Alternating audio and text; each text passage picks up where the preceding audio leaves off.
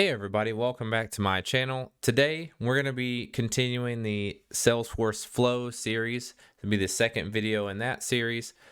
Today we're going to be creating a record triggered flow. What we want to do is we're going to create a new field on the contact called account priority level. And what the flow will do is anytime that the rating is changed from hot, cold, warm, or the account is created, it will copy this value to the new field that we're going to be creating on the contact.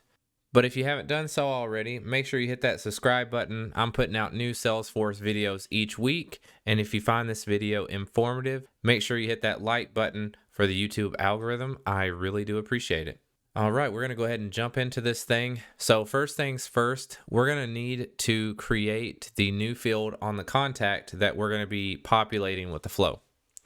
So if you haven't created a new field before, this is how you do it. So we're going to want to be in setup, and we're going to create the new field on the contact object. So we'll just go to the object manager and we're going to search for contact, and we're going to select here. Now we're going to go to fields and relationships. We're going to hit new. Now we have a bunch of different field types here. For what we're doing today, it just needs to be a text field. And when you're creating new fields, there's actually a few different text field options. So you have text, text area long, rich, and encrypted. The descriptions for those are over here.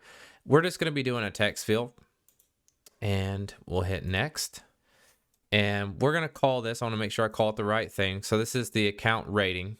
So we'll call this account rating with a little colon there. All right, so it automatically puts that field name in with the API here. And then you can specify the length as well. So if you try to put in 1,000, it's going to give you an error message because you should be using another field type. But we're just going to put 100. I know that warm, cold, and hot are not that long, but I like to just go ahead and put in some extra characters. Can add a description if you'd like. And then we have a few options here. It says always require a value, do not duplicate values. We don't want to select that because it's only going to be one of three choices. No external ID, and auto add to custom report type. I'm okay with that. Next. So now we can select who should be able to view this field based on the security for the profile. I'm going to make it visible to everybody. It could be read only, or you can unselect it based on how your org is set up. We're going to select everybody. Next, and then add to page layouts. I'm going to add it to all 4 contact page layouts. If you only wanted it on the contact layout, you could do that. Or maybe it's just for your marketing team. They need to know that. You could select that, but we're going to do everybody. All right, so since we went ahead and added it automatically to all page layouts, we're just going to come back over here and refresh our browser for our contact. And we're going to go to the details section. And if you look, here's the account rating section. If you select here, you can put in whatever you want. I tell you what, and now I'm thinking about it, it might be better to have this as a read-only field. That way users can't come in and change it to whatever they want. This should just be reflecting on what the account is. So the easy way to do that is to go back into the contact and go to field and relationships, and we can find our field.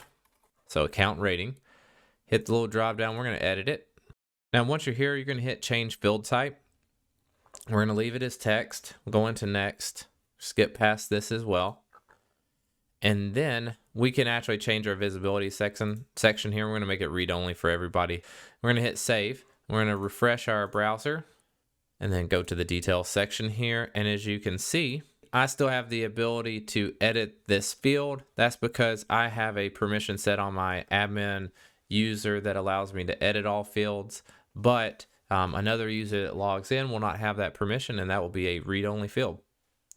Now we need to go ahead and create our flow to populate this field from an account. So to get to flow, if you don't know already, you're going to need to be in setup, and then you're going to do in the quick find, you're going to search flow, select flows here, and then new flow. All right, so we're going to create a record triggered flow. So once you're in here, there's a few different ways you can kind of create your flow and how you lay out and create add elements in. And I'll show you that. But the object is going to be the account object.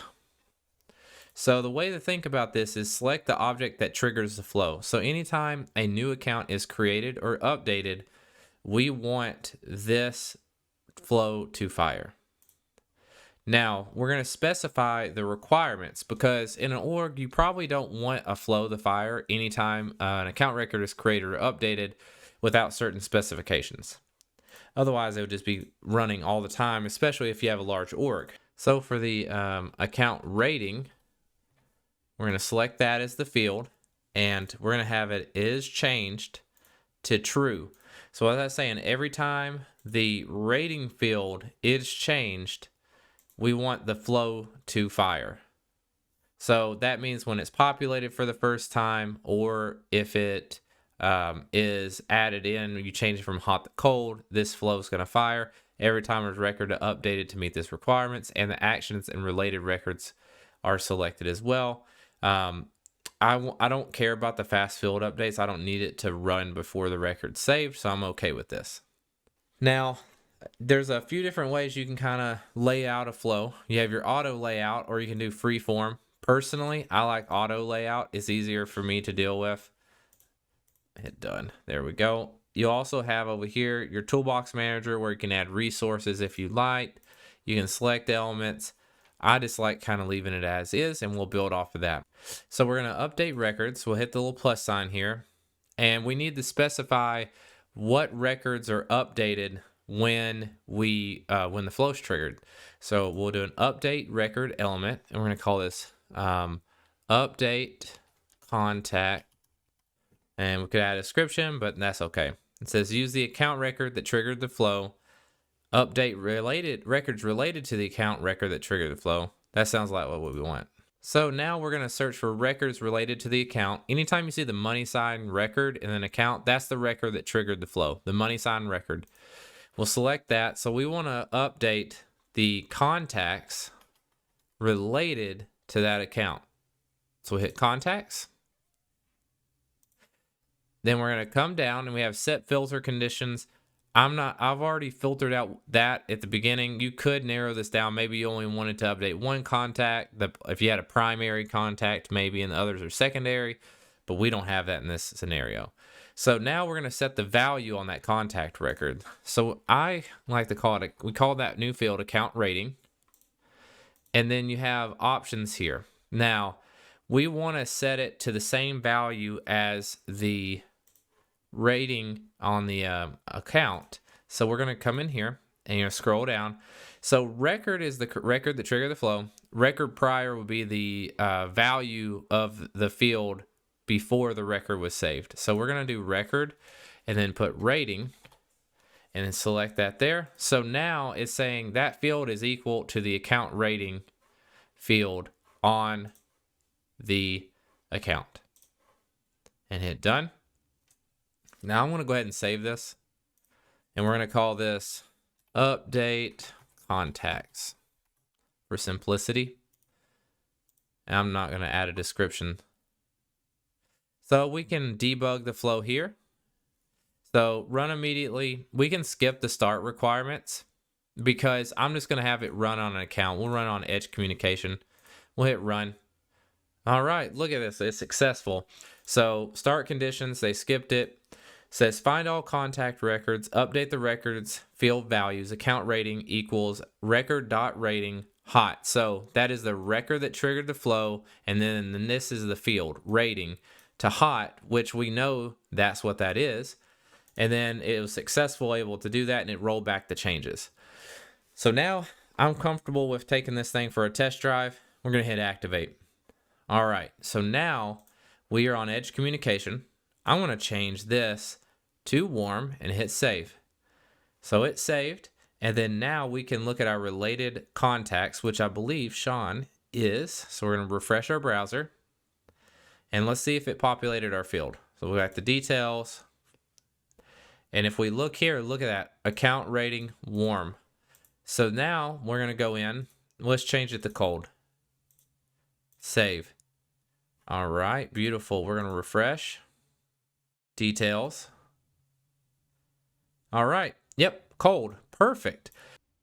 I hope you found that video interesting. That is how you create a record triggered flow that copy and paste the value from one object to a related object anytime a record is created or updated based on one criteria, which is the rating is changed.